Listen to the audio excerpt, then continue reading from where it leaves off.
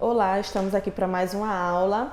Hoje a lição que iremos dar é a lição 2, o qual o tema é a alegria pela nova vida em Cristo.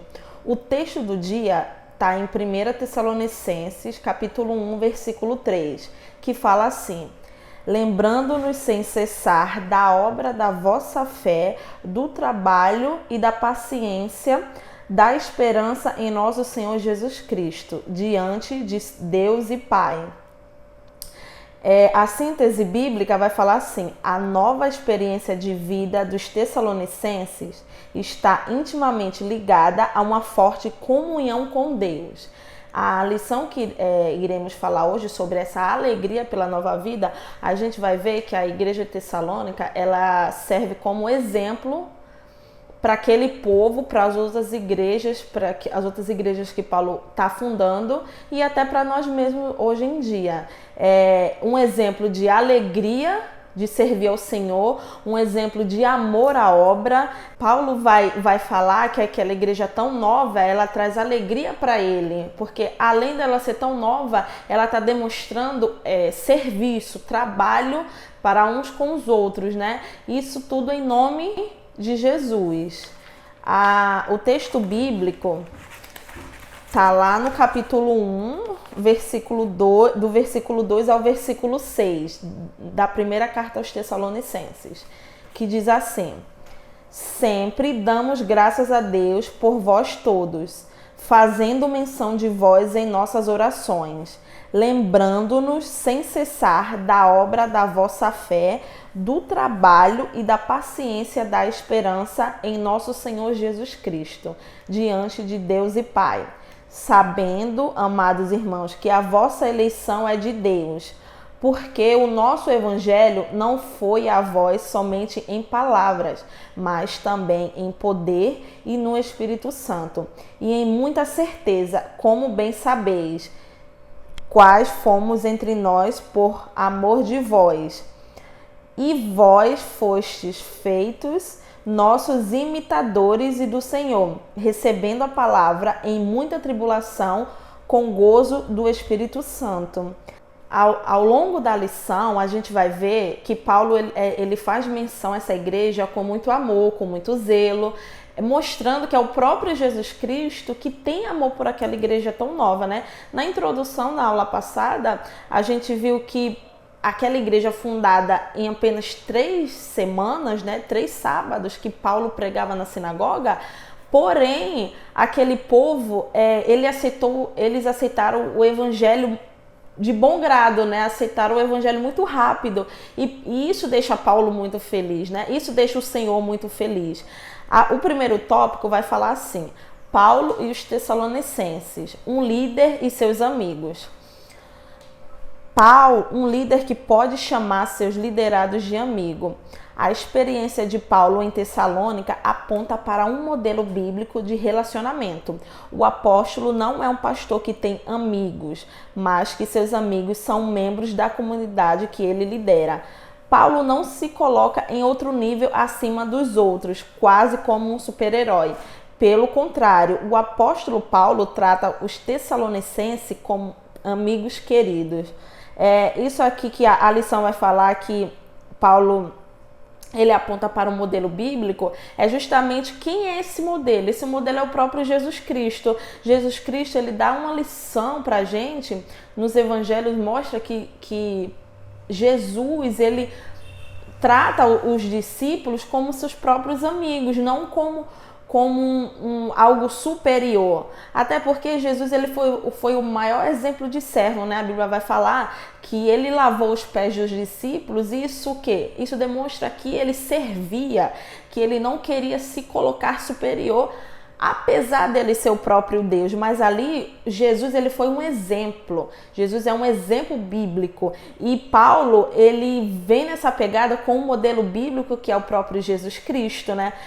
Lá no Evangelho de João 15, vai falar que Jesus fala assim, ó: eu não vos trato como servo, porque o servo não sabe o que o seu Senhor faz, mas agora vos chamo de amigo. Então, Paulo segue também esse modelo bíblico de Jesus, de ele ser um líder, porém de tratar todo todos como amigos, porque Paulo, além de ser um líder, de ter fundado a igreja, esse amor que ele tem, ele só demonstra que ele queria uma amizade com aquela igreja. Ele ele tinha um zelo por aquela igreja, né? Então, que esse modelo bíblico, ele venha também fazer parte da nossa vida. Não são cargos dentro da igreja, existem lideranças, porém o líder, ele tem que se mostrar amigo, ele tem que seguir esse modelo bíblico que é Jesus Cristo. O próximo tópico, subtópico, vai falar assim: Paulo, um líder que se alegrava através da vida dos irmãos. Seus relacionamentos trazem alegria, paz e edificação, ou ao contrário, são fontes de dores e problemas? Entre Paulo e os Tessalonicenses, essa questão estava muito clara. A alegria que aqueles irmãos traziam a Paulo não era pelo que eles tinham, mas por aquilo que eles eram. E o que eles eram? Amados de Deus e de Paulo. Paulo, ele mostra aqui, a nossa lição vai falar que Paulo, ele tinha um relacionamento com aquele povo, um relacionamento de alegria, um relacionamento de zelo. E a lição também vai falar que aquele povo era amado pelo próprio Deus, né? E Paulo, ele tinha esse amor, ele tinha esse zelo, além daquela igreja ser tão nova, mas ele demonstrava um amor tão grande que servia como exemplo. Aquela igreja servia como exemplo para todos, né? E aqui, esse subtópico vai falar que o nosso relacionamento, ele precisa ser sadio com os nossos amigos, nossos familiares, nossos líderes na igreja. Precisa ser um relacionamento sadio, né? Não se aproximando para ganhar alguma coisa, não se aproximando porque aquela pessoa tem tal coisa, e sim pelo que ela é. Então Paulo, ele não tinha esse amor, esse zelo por aquela igreja pelo que aquela igreja tinha, e sim pelo que aquela igreja era. Então Paulo demonstra que o próprio Deus, ele está interessado no que a gente é e não naquilo que a gente tem, né? É isso que esse subtópico está falando. Vai falar assim, ó: não devemos aproximar-nos dos outros em vista de benefícios ou interesses pessoais. Então, que esses interesses pessoais não seja a fonte da gente procurar amizade nas pessoas, e sim a gente procurar amizade, a gente procurar relacionamento com as pessoas pelo que elas são. E isso torna a igreja um ambiente de relacionamento sadio, até porque o amor, ele precisa ser a base da igreja. O amor pelas pessoas, o amor pela obra, o amor, ele precisa ser a base desse relacionamento com a igreja, com a comunidade. O amor precisa ser a base de tudo, né? 1 Coríntios capítulo 13 vai falar que dentre as 3 coisas, o que permanece é o amor. O amor, ele é fundamental dentro da igreja, né? Em qualquer relacionamento. O subtópico 3 vai falar assim: uma amizade que tem como fundamento Cristo. Só há uma razão para explicar o tipo de amizade edificante que surgiu a partir do encontro de Paulo e a comunidade tessalônica: Cristo. Ora, como pessoas de locais diferentes, com uma formação cultural diversa, que permaneceram próximas durante um curto espaço de tempo, conseguem desenvolver um relacionamento tão sólido, se não através da graça de Cristo. Essa amizade, esse fundamento que é Cristo, nos mostra que aquele povo que começou a trabalhar para Jesus, aquele povo que demonstrava, aquele povo que servia como exemplo, é a própria graça de Cristo que tinha alcançado aquele povo. Nos próximos tópicos a gente vai ver que como aquela igreja virou exemplo, a vida de cada pessoa virou um testemunho vivo. Assim como a vida de Paulo era um testemunho vivo do que Deus tinha feito na vida dele, cada pessoa, cada membro daquela igreja que havia se formado demonstra que foi a própria graça de Cristo que tomou conta daquela igreja, que fez com que aqueles irmãos quisessem trabalhar para o próximo, que fizessem que, com tão pouco tempo, quisessem saber mais sobre Cristo, saber mais sobre a volta de Cristo, né? No Evangelho de João, capítulo 13, vai falar assim, eu vou ler aqui para vocês rapidinho. No capítulo 13, versículo 34 e o versículo 35. Um novo mandamento vos dou, que vos ameis uns aos outros como eu vos amei a vós, que também uns aos outros vos ameis. Nisto todos conhecerão que são meus discípulos, se amardes uns aos outros. Aqui Jesus ele está falando, né? Como que o mundo vê a gente? Como que o mundo vê um cristão? O próprio Cristo fala aqui, ó. Nisto todos conhecerão a vocês, se amardes uns aos outros. Jesus, quando Jesus vem, ele não muda a lei.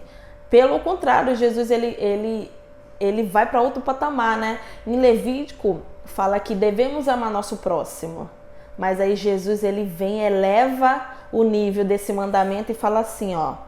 Um novo mandamento vos dou, que vos amei uns aos outros como eu vos amei. E como Cristo amou a igreja?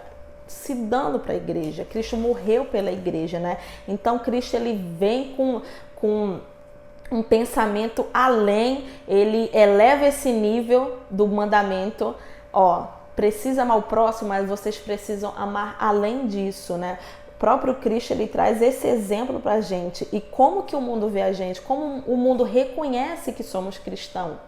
Amando uns aos outros. É o que o próprio Cristo fala aqui pra gente. O próximo subtópico, o tópico que a gente irá falar agora, é quais as características desta igreja que Paulo ama. A primeira é a fé operosa. A experiência salvífica dos Tessalonicenses não foi algo circunscrito ao campo teórico, a um evento que envolvia elementos meramente abstratos. Ao contrário, o impacto da presença do Evangelho naquela comunidade produziu mudanças visíveis, constatáveis por qualquer indivíduo. Paulo, qual as características que fazia Paulo amar tanto aquela igreja, né? O que esse subtópico vai falar? A presença do Espírito Santo naquela igreja operando fazia com que aquele povo, essa fé, tornasse aquele povo produtivo em trabalhar para o próximo. E isso era uma característica que deixava Paulo feliz, né? Paulo se sentia feliz porque aquela fé que aquele povo tinha fazia com que eles quisessem trabalhar, que quisessem ajudar o próximo. Então o Espírito Santo ele trabalha nesse ambiente, nessa igreja tão nova, levando aquele povo a amar o seu próximo. E Paulo, essa fé que aquele povo tinha, era uma fé e trabalho. Eles trabalhavam a favor do próximo, né? O próximo subtópico vai falar assim: o amor abnegado. Os Tessalonicenses receberam a verdade do Evangelho na convicção de que não era mais para si que eles deveriam viver, e sim para Cristo e para o serviço do outro. Foi o que eu acabei de falar. Esse amor que aquele povo tinha um com os outros, eles só revelam o verdadeiro objetivo do Evangelho, que é o quê? Amar a Deus e amar o próximo. É isso que Jesus pede pra gente. A gente precisa trabalhar e servir o nosso irmão. Não esperar que a gente seja servido. Quando a gente serve o nosso irmão, a gente tá trazendo pra gente uma característica do próprio Jesus Cristo.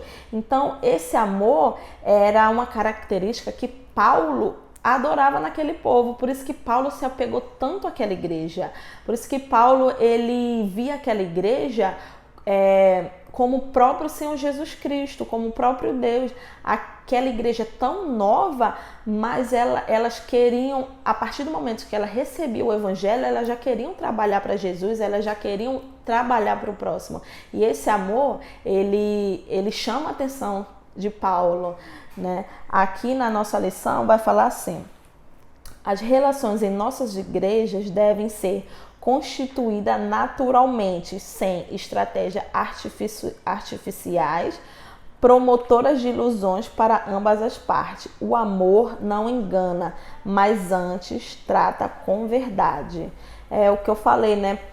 O nosso amor, ele não precisa ser fingido, ele não pode ser fingido. O nosso amor, ele além das palavras, ele precisa ser com atitude. Então essa igreja, ela tinha atitude para mostrar que realmente elas queriam trabalhar para Jesus, elas queriam trabalhar para o próximo. E isso chama muita atenção do apóstolo Paulo.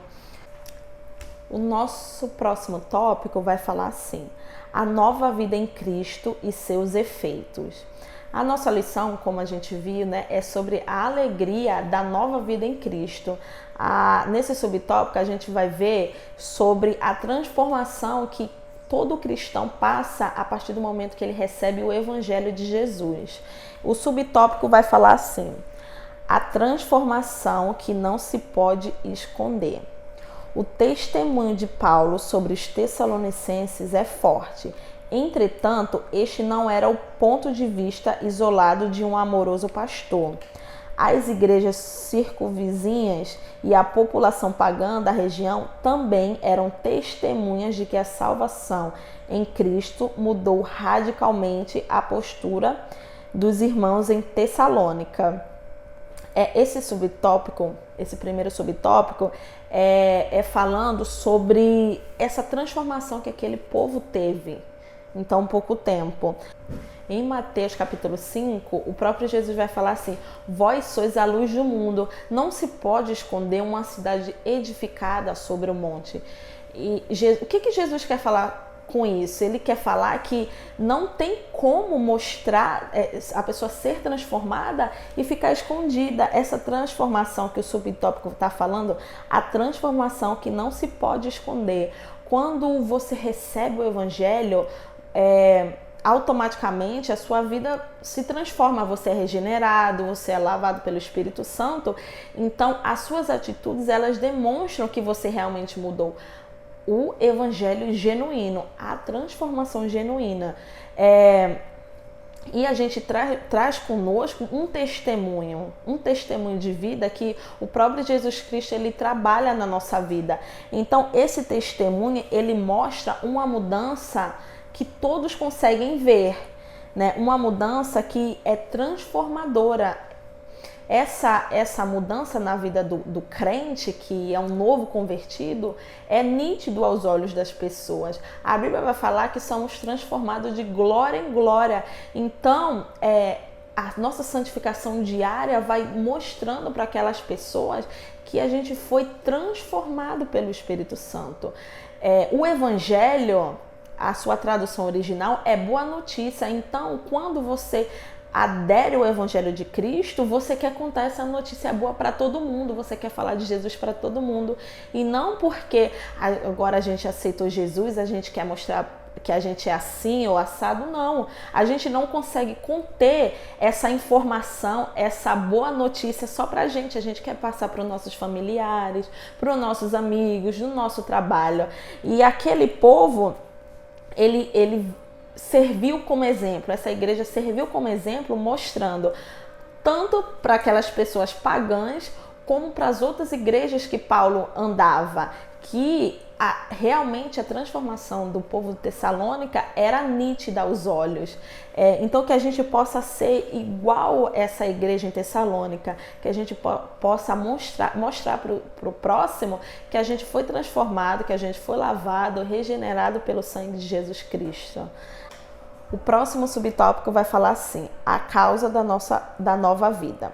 Sistemas religiosos não libertam pessoas. Frases de efeitos e palavras de ordem podem até possuir algum poder retórico, mas não são capazes de construir qualquer realidade para além da ilusão. Somente a genuína palavra que anuncia tanto a morte sacrificial quanto o retorno triunfal de Cristo é poderosa para ressignificar toda a história de vida de uma pessoa. Esse subtópico é praticamente falando sobre o poder que a palavra tem. A palavra, a Bíblia, a palavra do Senhor, ela tem um poder imenso sobre a vida da pessoa. Tanto que a Bíblia, ela é Deus falando conosco, né? Esse subtópico aqui é falando sobre o quão poderosa é a palavra do Senhor. A palavra, o evangelho genuíno do Senhor, ela é capaz de transformar, como transformou aquele povo em Tessalônica. Paulo, ele vem com a palavra verdadeira e para você ver que em tão pouco tempo ele pregou, mas a palavra surtiu efeito. Hebreus 4, versículo 12, vai falar que a palavra do Senhor, ela é mais penetrante com a espada de 2 gumes. Ela é capaz de discernir pensamentos e intenções do coração. Então a palavra do Senhor, ela é poderosa, ela é eficaz. Quando Paulo ele prega para aquela igreja e aquela igreja recebe essa palavra, a própria palavra do Senhor surtindo um efeito positivo, né? Porque a palavra do Senhor, ela é transformadora. A Bíblia, ele é o nosso manual de fé. A gente precisa não somente ler a palavra, a gente precisa praticar. E quando a gente pratica a palavra, a gente vê vidas sendo transformadas, milagres acontecendo. Então, que a gente possa entender a importância da palavra, como a importância da palavra que Paulo pregou para aquela igreja teve uma transformação que todos puderam ver, que também na nossa igreja, na nossa atual igreja, a palavra ela entra no nosso coração de maneira que as nossas atitudes revelem o que a palavra do Senhor está falando, não só por palavras e sim atitudes, né? O cristão, muitas vezes a gente usa muitas palavras, a gente sabe falar, porém, se a nossa atitude não condizer com a palavra, tudo aquilo vai abaixo. Então, que a nossa vida, que a nossa caminhada cristã, até porque a gente pode errar, mas que a nossa caminhada cristã, ela seja feita de atitudes revelando quem é Jesus. Que as nossas atitudes, elas venham ter um padrão bíblico, que a gente venha realmente ser imitadores de Cristo. A Bíblia fala que são embaixadores de Cristo, que a gente possa ter essa posição realmente firmada, que a gente possa levar o evangelho para todos, não só com palavras de sabedoria, como Paulo fala, e sim em poder do próprio Espírito Santo trabalhando na nossa vida. Então, a lição de hoje foi basicamente isso, mostrando como aquele povo, ele tinha alegria em servir ao Senhor e servir ao próximo. E isso deixou Paulo muito feliz, deixou Paulo muito alegre. Essa lição mostrou pra gente que a partir do momento que a gente recebe a palavra no nosso coração, essa palavra gera na gente transformação, gera na gente mudança, mas não uma mudança para ficar só pra gente, uma mudança que é para ajudar o próximo, para servir o próximo, que é um padrão que mostra que é Jesus trabalhando na nossa vida, né? Então que a gente possa entender que a gente precisa ser assim na nossa igreja, a gente precisa ser imitador de Cristo, não para o nosso próprio benefício, e sim em benefício do reino de Jesus, para a gente poder ganhar almas. Essa lição foi basicamente isso. Espero que vocês tenham gostado e até a próxima lição. Fiquem com Deus.